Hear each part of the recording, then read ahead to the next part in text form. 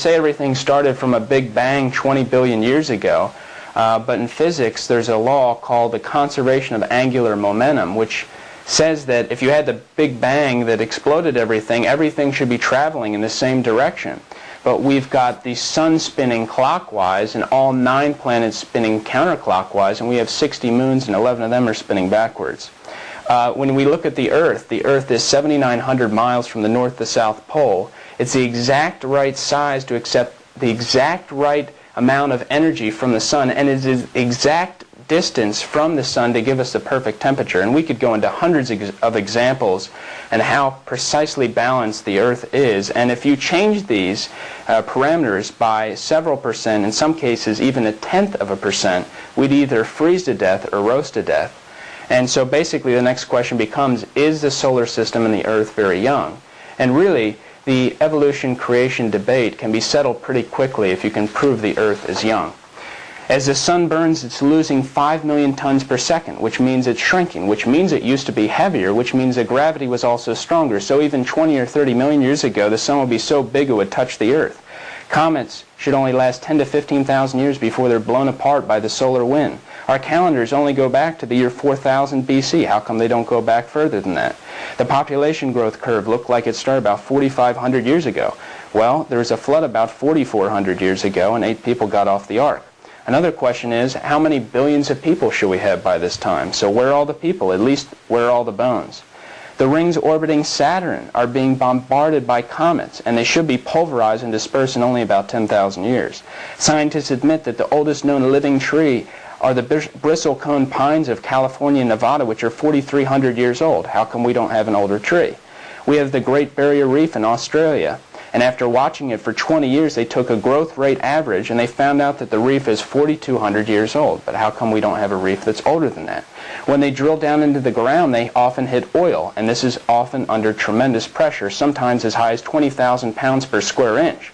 And the scientists say that the pressure should have leaked off in about 10 to 15,000 years. But why is it still under pressure if the Earth is so old? Outer space is full of dust. And when they went to the moon and they landed on the moon, the astronauts expected something like 182 feet thick of dust on the moon. And they found, that's why they had these big landing pads, and they found not even 1 full inch of dust on the moon. And the moon is also getting further and further away from the Earth, which means it used to be closer. And there's a law called the inverse square law, which says that if you half the distance, you quadruple the attraction. So even a couple million years ago, the moon would be so close to the Earth that it would cause tides that would flood the Earth twice a day. The Earth's magnetic field cannot be any older than 10,000 years. Otherwise, it would be too strong for life to be comfortable on Earth. The second law of thermodynamics, it's called the law of entropy, which says that anything left to itself gets worse. Things left to itself don't get better, they get worse. Dinosaurs, they say dinosaurs were around, I don't know how many millions of years they're saying, but they found DNA and blood cells in dinosaurs, and blood cells can only last for thousands of years, not millions of years. In Job chapter 40, verse 15, God says, "Behold Behemoth, who has a tail like a cedar." And so I think that that might mean that that was a dinosaur. And basically, in New Zealand, there's a place called the Chatham Rise, and the Japanese come down there to fish a lot, and they pulled up this 4,000-pound, 32-foot skeleton of a dinosaur. And basically, lizards never stop growing. And so if you put them in a pre-flood environment with a water canopy, a lot more oxygen, 800 or 900 years to live, a perfect food supply, no enemies, you've got yourself a dinosaur. In fact, before 1841, dinosaurs were called dragons, and the word dinosaur means a terrible lizard. And so then people ask, is there any evidence for the worldwide flood or what caused it? And basically, Genesis 7, 11, and 12 says, quote, "In the 600th year in the life of Noah, in the 2nd month, on the 17th day of the month, all the fountains of the great deep were broken up, and the floodgates of heaven were opened." So basically what I think might have happened is you had a large planet or comet come close to the Earth, put pressure on the crust of the Earth, and you had a lot of subterranean water that this crack formed around the Earth. This is called the hydroplate theory, and there's a crack, it's called the mid-oceanic ridge, that wraps around the Earth like the seam of a baseball. And what happened is the water exploded violently from out of that crack and caused most of the fossil record and that's called the hydroplate theory.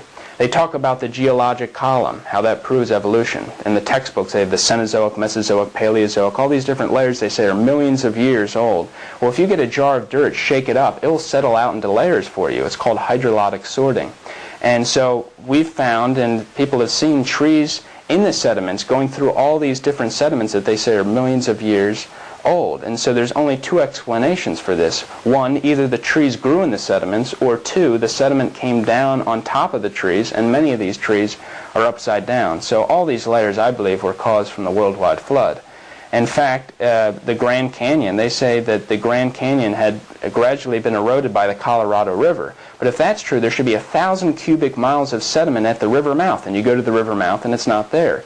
And after the eruption of Mount St. Helens in 1980, 600 feet of strata were deposited, and in one day it formed a canyon system 1/40th the scale of Grand Canyon. So these things were formed very rapidly and not over a long period of time. Gradualism is blown apart by just what happened at Mount St. Helens. Exactly.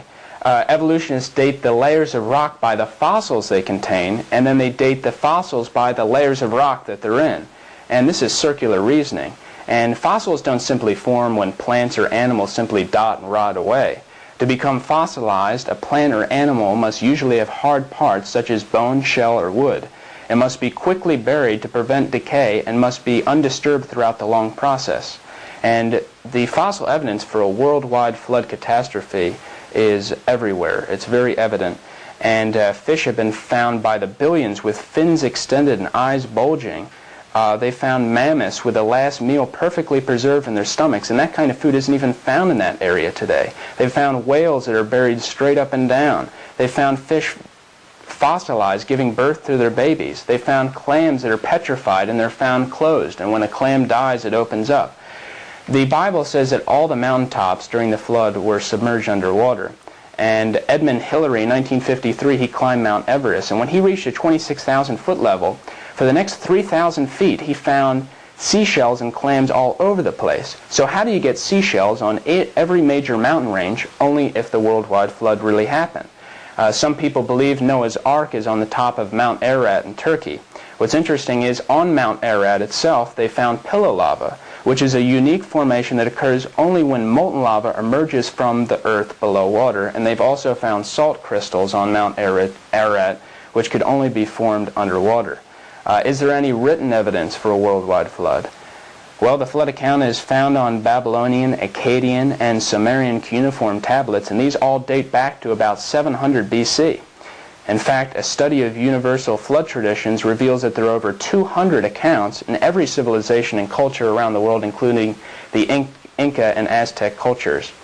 They've gone back to many of these ancient civilizations and found that they're very advanced, having things like natural ventilation, air conditioning. You could go back to Egypt and find that they knew how to make batteries and generate electricity.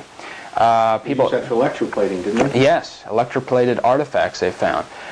The size of the ark, they took a model of the ark and they tested in marine laboratories, and they duplicated 200-foot tidal waves, and they found that the ark was not only seaworthy but extraordinarily stable. And during World War II, the USS New Mexico and Oregon were built on the same proportions as Noah's Ark, 6 times longer than it is wide. And someone says that how could you get all the animals on the ark? And well, first of all, you take the very smallest animals. Dr. Kenneth E. Bell, professor of biology, says, quote, each family of creatures on Earth have a single pair of ancestors. He says there are over 300 varieties of dogs in the world today, but they all have a single common ancestor. And he says that there would have been ample room to load ancestors of all the species we know of today, with room left over for Noah's family, food, and supply.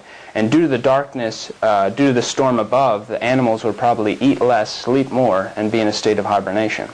Many hundreds of people have claimed to see the Noah's Ark on top of Mount Ararat. One man was Fernand Navarra, a French demolition expert, and he brought back wood that he claimed is from Mount Ararat.